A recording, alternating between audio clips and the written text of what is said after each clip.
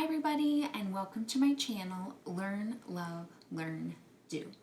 In this week's video, we'll continue our series, Reading, Writing, and Arithmetic, and I will be giving you practical tips or how-tos of teaching the alphabet to your young preschooler. In last week's video, I gave a lot of background knowledge and important things to know when thinking about the alphabet to understand your preschooler's perspective. As I was preparing for this week's video, I was reflecting on my years teaching in the classroom, and I was struck by how different my approach is from when I taught in the classroom to how I teach my girls. My philosophy remains the same. The alphabet has many layers. Take your time. It's an abstract concept, so you have to build meaning. All of that is there, but my approach is different, and I believe that is because of time. When I was a classroom teacher, I often had to catch my students up to the standards that were before me, and so I had to build in repetition and experience in many different ways to make up for the loss of time or the lack of time spent on these concepts before arriving at school. And so things took on a kind of rushed quality and a very intense quality, and my students learned, but the standards before us said that we were to teach the alphabet and then move on from there to beginning reading skills. And that's a brisk pace to do. That's months to work on a skill that you can really take years doing. So all that is to say is it's not too early to start working on the alphabet, because what that does is just give you time to go slowly and not rush.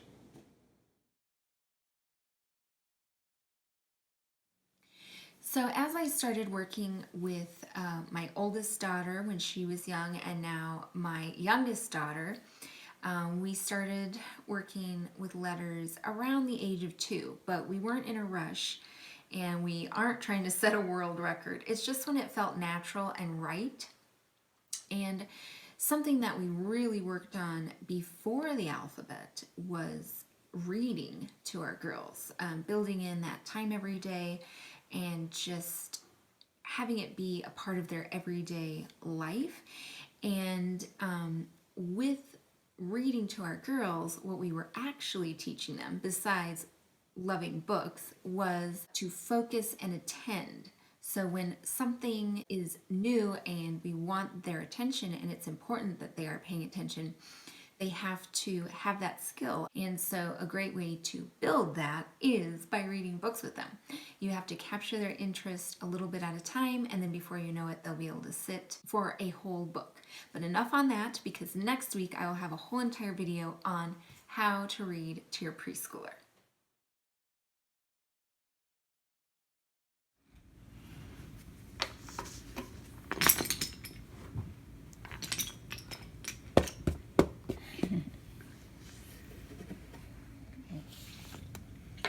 What letter did you find? That. Does it go there? No. What letter did you find? That. Can I see? Did that. Does it go there? M. Good. Nut. That's nuts, huh? Daddy, nut. Daddy eats nuts. What letter?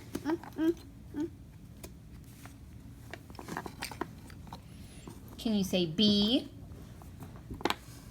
B. Very good. B is for butterfly. Can you put it on the butterfly? B. B, very nice. No. No, it doesn't go there? Are you sure? That. It goes on butterfly. Try. Baby. Yes. Okay, what else? Ooh, U. You. Good. U is for unicorn. Guy. No, that is not a kite. It's umbrella. Can you put your U? That one is the U, honey. Mm-hmm. Can you say U? You. Very good. Gang. Yes, unicorn. Very good. Very nice. You turned it around. Huh? There. Where does it go? O for owl. Ow. Nice. Mommy. There she goes to another puzzle.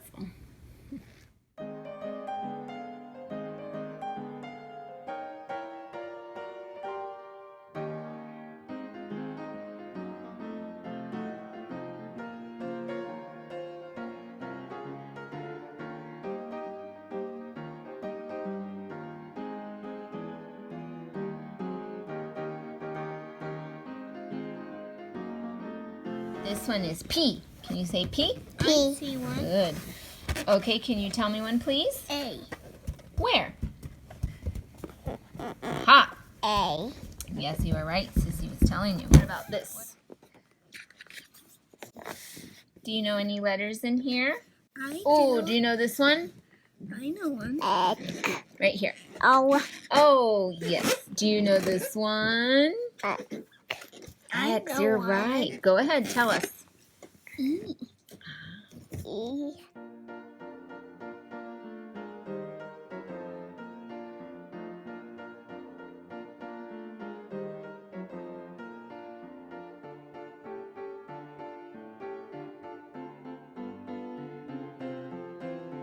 Okay, so you've seen some examples of how I work with the alphabet with my girls, always with the underlying philosophy that we're just building in layers of meaning and understanding, and we're taking our time and we're not rushing.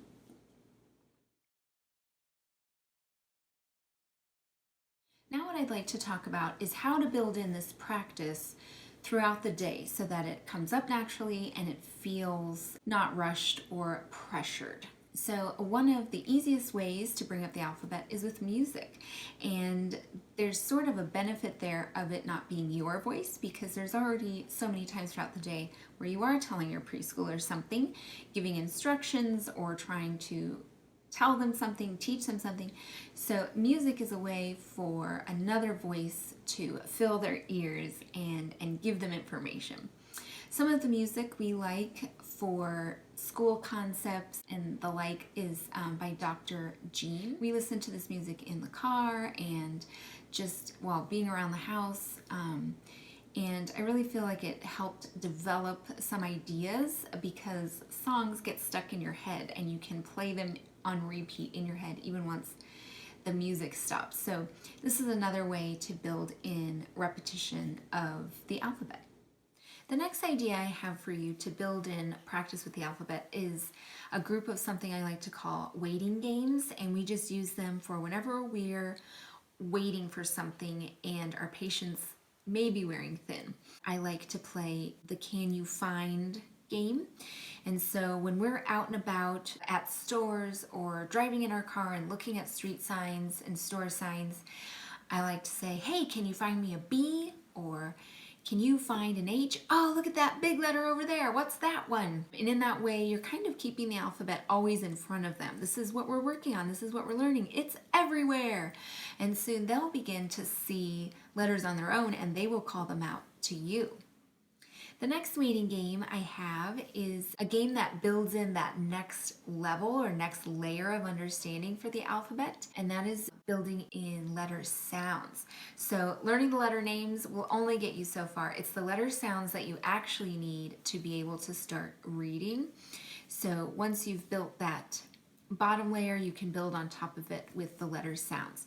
So what I would do was we would go through the people that we knew and tie their name to an alphabet letter.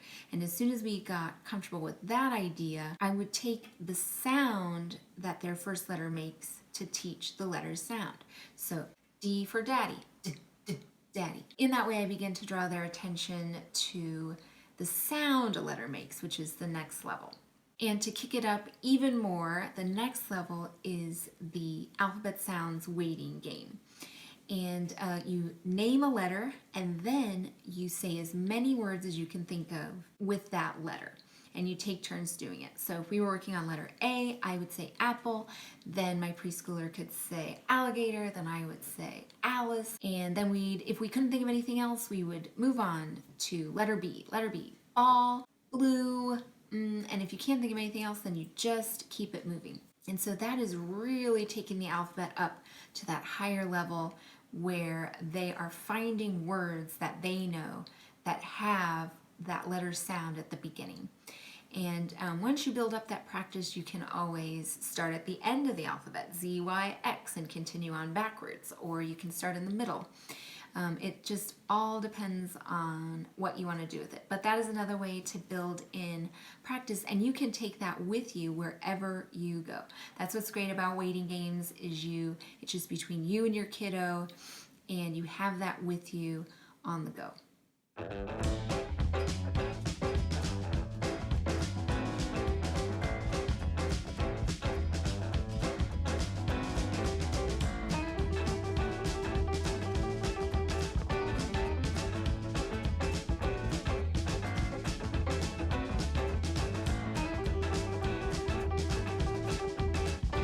So there we go, some practical ideas of how to work on the alphabet with your preschooler. Join me next week for another video in this series, Reading, Writing, and Arithmetic. Don't forget to hit like if you like what you heard today. Also subscribe to my channel, and if you do those things, that'll get my videos out there to more people, so I'd appreciate that. Don't forget to leave a comment down below. That's where we can continue our conversation. If you have any questions, or if you'd just like to hear something new that I haven't talked about, just let me know and I'll get back to you.